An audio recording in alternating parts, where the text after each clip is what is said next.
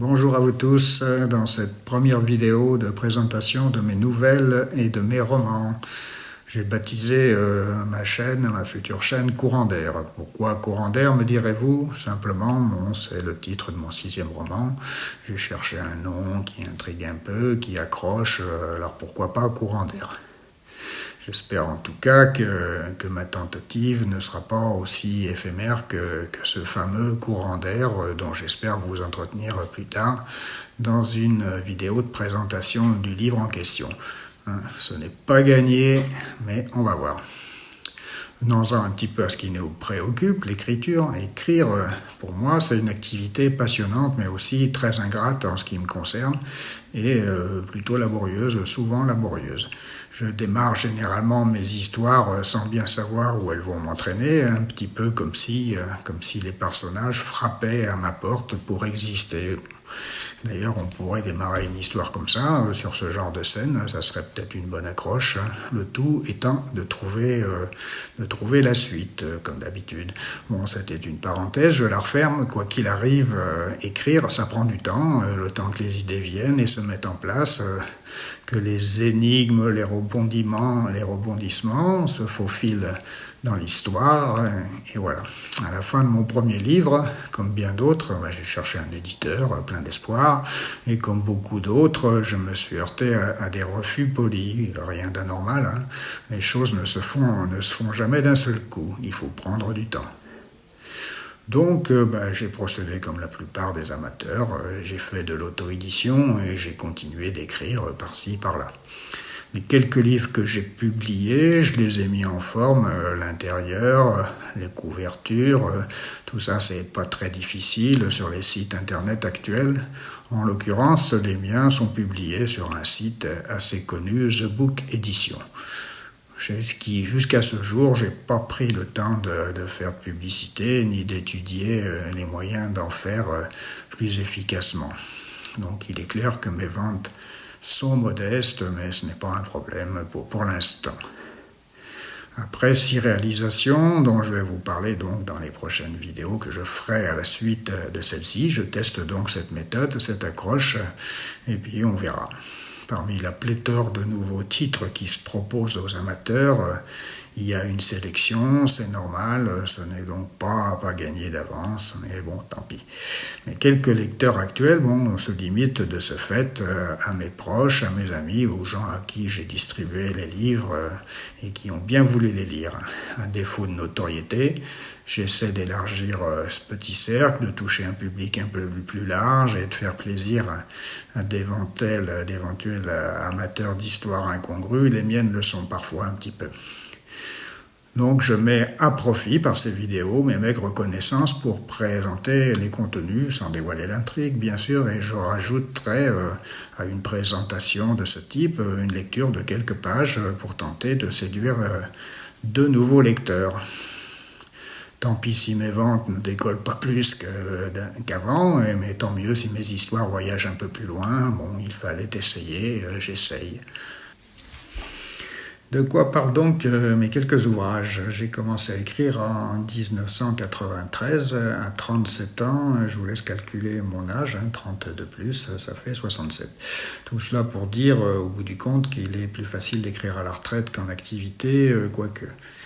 Comme je crois vous l'avoir déjà dit, toutes mes nouvelles et tous mes romans ont une direction incertaine. Je crée des personnages sympathiques auxquels je m'identifie parfois. Peut-être c'est de la mythomanie, c'est un outil de travail comme un autre. L'important, c'est de s'en rendre compte et de ne pas s'y abandonner corps et âme. Je rajoute à mes personnages principaux des gens comme vous et moi. Je les place dans une situation initiale, le plus souvent, sans bien savoir où ils vont m'emmener. Parfois j'ai l'énigme avant de commencer, c'est du confort, mais c'est pas souvent le cas. C'est le plaisir et l'angoisse, de ne pas savoir très bien où on va. Je bannis en général toute forme de violence dans mes romans. J'évite la création de personnages vindicatifs et désagréables. Les secrets de famille, de tous nos dénis sont une source d'inspiration très fréquente et très suffisante pour moi. Mon but dans l'écriture, c'est avant tout de se faire plaisir, de m'interroger, de réfléchir à mes problèmes personnels et éventuellement de faire réfléchir d'autres lecteurs à leur cheminement, à notre cheminement face à tous les obstacles de nos vies respectives.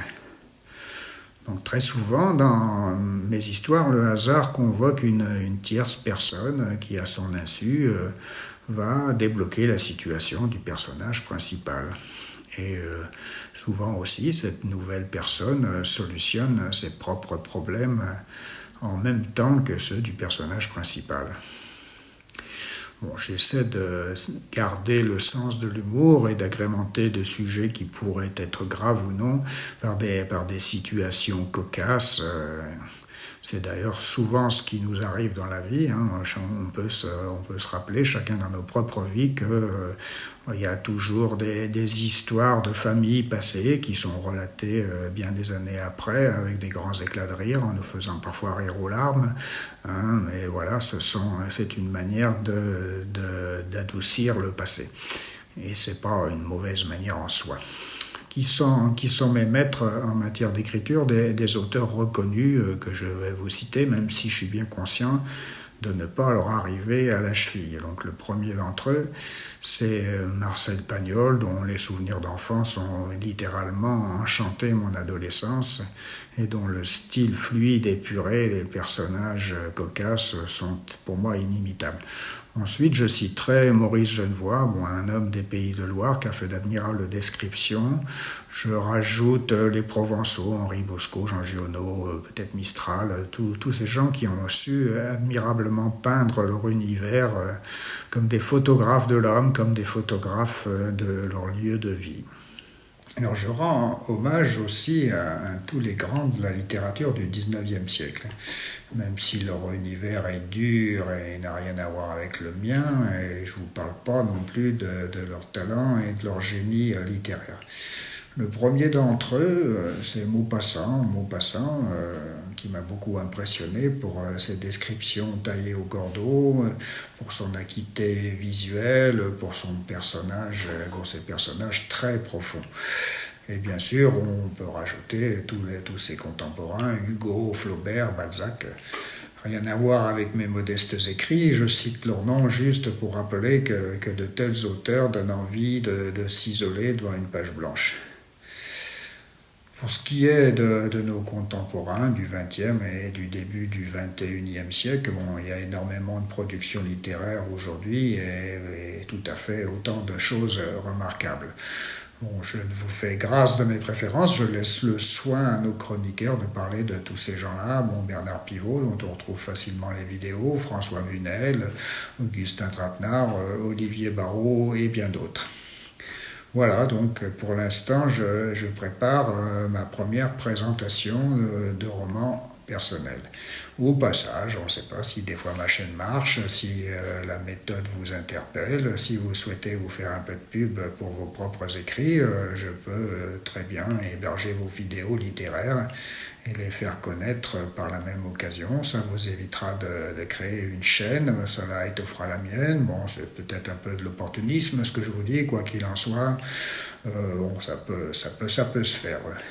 Dans tous les cas de figure, en plus de mes propres écrits, j'envisage déjà de parler de la même manière, par le même procédé, de mes lectures personnelles et de mes livres préférés. Voilà.